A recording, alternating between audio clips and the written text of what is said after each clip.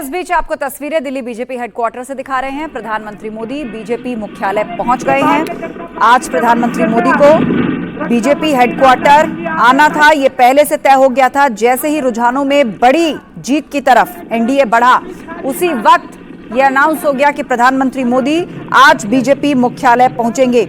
और ताजा तस्वीरें हम आपको दिखा रहे हैं। प्रधानमंत्री मोदी बीजेपी मुख्यालय पहुंच चुके हैं और उनके स्वागत के लिए वहां पर सैकड़ों भाजपा कार्यकर्ता है। और जैसे ही वो पहुंचे, देखिए किस अंदाज में उनका स्वागत हुआ है।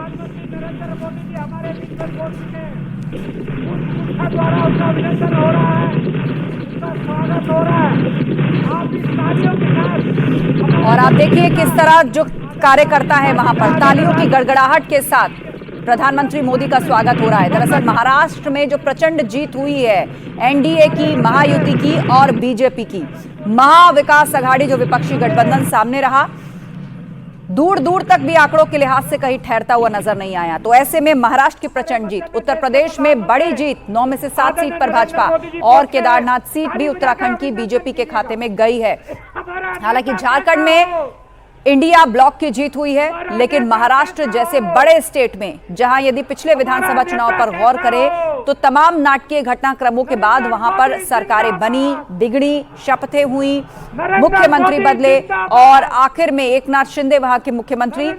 और अब बीजेपी के सामने एक बड़ी चुनौती थी, न सिर्फ महाराष्ट्र को जीतने की, बल्कि एक स्थिर सरकार और एक परसेप्शन के लिहाज से भी, एक मैसेज के लिहाज से भी महाराष्ट्र की जीत बीजेपी के लिए बहुत अहम। इससे पहले हरियाणा में जीत हासिल की, महाराष्ट्र में जीत हासिल की, यूपी की तमाम सीटें जो है 9 में से 7 सीटों पर जीत हासिल की और केदारनाथ सीट भी बीजेपी जीत गई।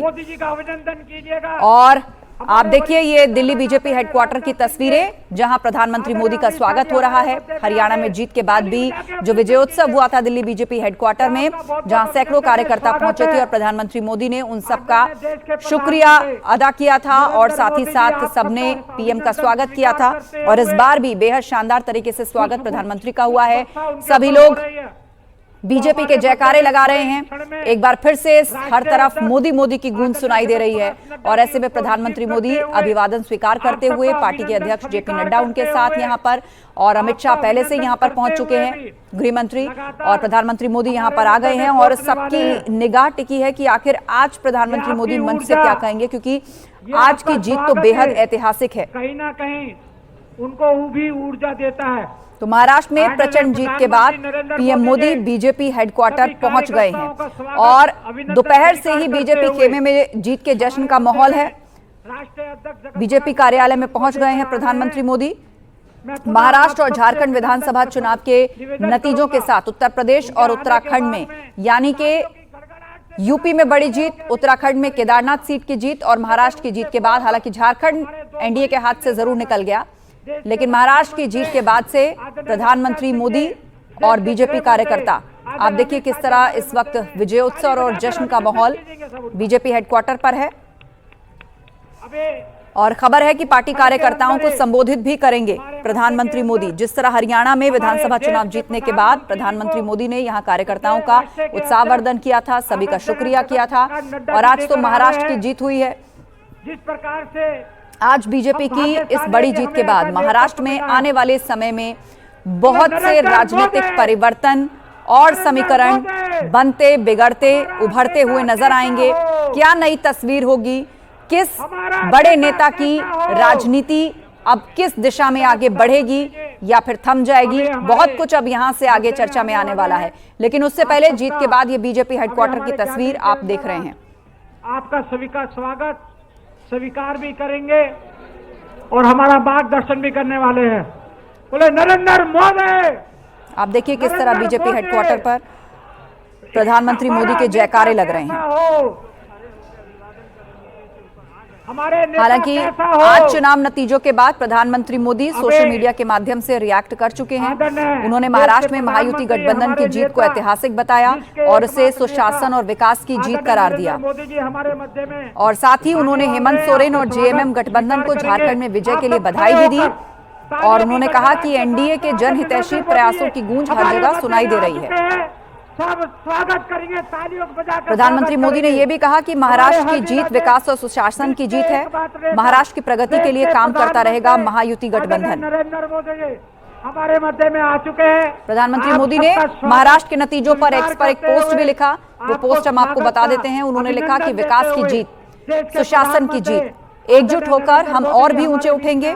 एनडीए को ऐतिहासिक जनादेश देने के लिए महाराष्ट्र के मेरे भाई बहनों, खासकर राज्य के युवाओं और महिलाओं का हार्दिक आभार।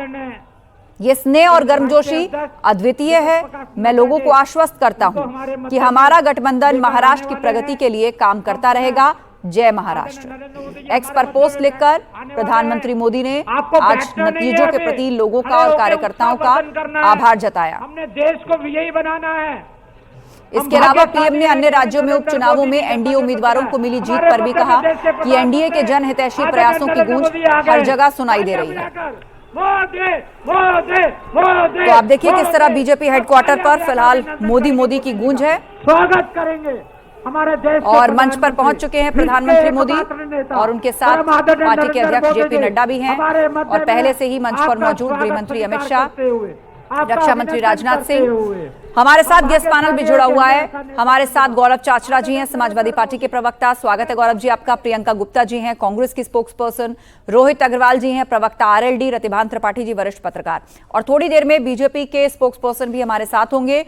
शुरुआत गौरव जी आप ही से कर रहे हैं।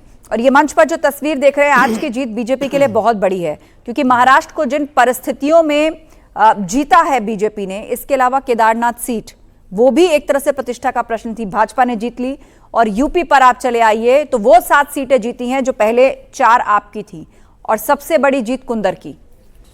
यूपी का तो देखिए पूर्व में दिन था 20 नवंबर 2024, इतिहास का काला दिन।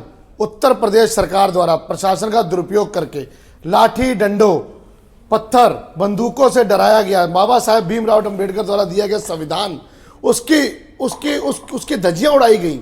संवैधानिक तौर पे उनको मत का प्रयोग नहीं करने दिया गया, मत से जनता को वंचित किया गया। इस तरीके की हरकतों से अगर ये जीते हैं तो ये क्या जीते हैं, जीते नहीं है। लेकिन गौरव जी, ये वाली शिकायतें जब आप लोगों ने की थी तो चुनाव आयोग ने एक्शन लिया था और 7 पुलिसकर्मियों को सस्पेंड भी कर दिया गया था। जब तक, और फिर भी आप लोग कह रहे हैं बेईमानी हुई, 2 बजे तक रहा, उससे पहले लोगों को भगा दिया गया, वोट नहीं डालने दिया गया। यही रीजन रहा कि वोटिंग परसेंटेज कम हुआ। हमारी तो 9 की 9 सीटें जीत रही थी। आप कुंदर की एक सेकंड, आपने वोटिंग परसेंटेज की बात की, उसी से जुड़ा मेरा सवाल कि कुंदर की सीट पर 50% से ज्यादा मतदान हुआ है। वहां 64% से ज्यादा अल्पसंख्यक समुदाय रहता है या मुसलमान रहते हैं, और 1 लाख से ज्यादा मार्जिन से जीत गए वहां बीजेपी के प्रत्याशी। अब बताइए मुझे कि कितने लोगों को वोट देने से रोका गया होगा, या जो आप लोग बार बार बंदूक की नोक की बात कर रहे हैं, कितने लोगों को होल्ड कर दिया गया? आज जब काउंटिंग का दिन था तो वहां पे कितना लड़ाई झगड़ा हुआ, काउंटिंग स्लो करा दी गई। ये कहीं ना कहीं सरकार की मंशा है, ऐसी जानबूझ के ऐसे कर रही है, ये शासन प्रशासन का दुरुपयोग कर रही है। मैं आपके चैनल के माध्यम से बताऊंगा, चुनाव आयोग को भी कहूंगा जो 7 लोग सस्पेंड किए हैं उनके खिलाफ भी ऐसी सजा दी जाए ताकि भविष्य में ऐसी घटना ना हो।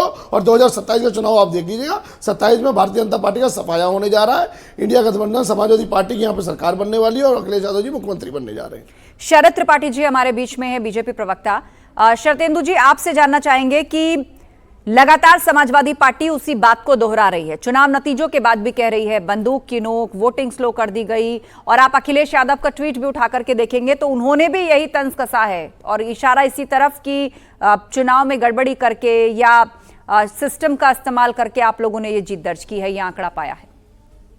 देखिए, मैंने आपके चैनल पे पहले भी ये बात कही थी कि वकालत में, मैं पेशे से वकील हूं और वकालत में एक चीज होती है पेशबंदी।